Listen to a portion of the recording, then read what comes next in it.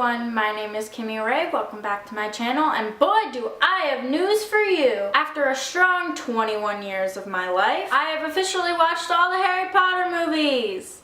Yeah! And to my surprise, they were really good. I thought that going into it that I wasn't gonna like them, but I really did. And I'm sure that when they're on for the 15 days of Halloween, I will probably watch them. And if I don't catch them at that point, I'm definitely gonna watch them again. I have a really bad memory, so I'm sure that I've forgotten things that happened in the movies. Plus, there's so much hidden in those movies that I would want to watch again so I could pick up on those things, especially now that I know the outcome of each movie. But before I watched the Harry Potter movies, I took the Pottermore quiz, and this was before I watched any of them. It was one of those things like everyone was doing it and talking about it, so I was like, I'll do it too, even though I have no idea what I'm talking about. I don't know. So for my Hogwarts house, I got Hufflepuff. And when I did it, I have to admit, I was a little torn up when some of my friends laughed and told me that sucks when I got Hufflepuff as my house. And now that I've seen the movies, I still don't get why I got that reaction.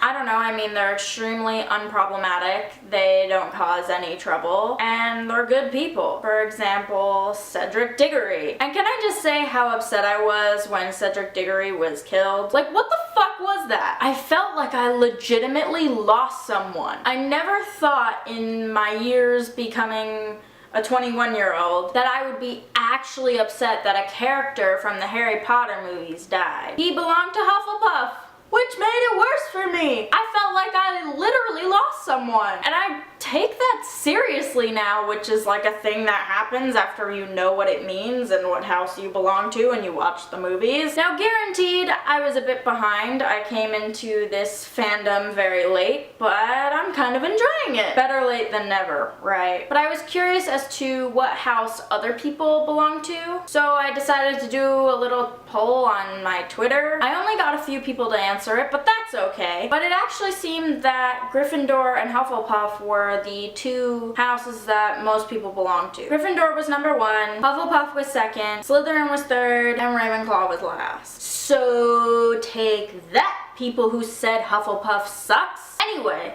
there's a couple things that I actually wanted to talk about with the actual movies. The Prisoner of Azkaban is so clever. It literally clicks in your head when Harry and Hermione go back in time and everything's happening again and little things are different, and then you see the other side of it. It's like, oh my god, it clicked, and I was like, that's cool. I have to say that it's definitely one of my favorite of the series. I also love the scene where Voldemort and Dumbledore battle. If you don't appreciate this scene when you've watched the movies, I don't understand how. The fact that they decided to not put music behind them while they're battling was genius, because it makes it that much more serious, that much more intense, and you really feel what's going on, and you're like, holy crap! It brings the battle to a more serious tone than if there were music behind it. Plus, this scene shows just how powerful both Voldemort and Dumbledore are. They're such strong wizards, and you get to see what they're capable of, and I think that that's awesome. I was sitting there and I was like,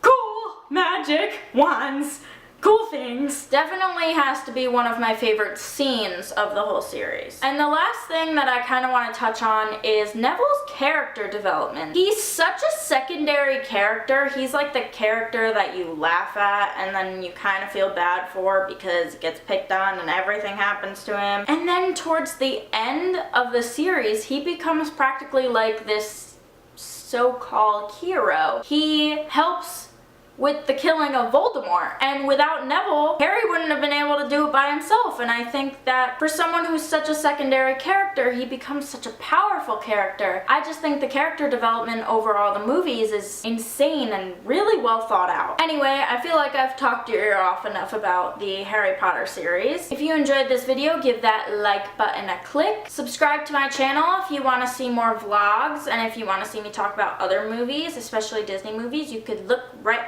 there. And I'll see you guys next time.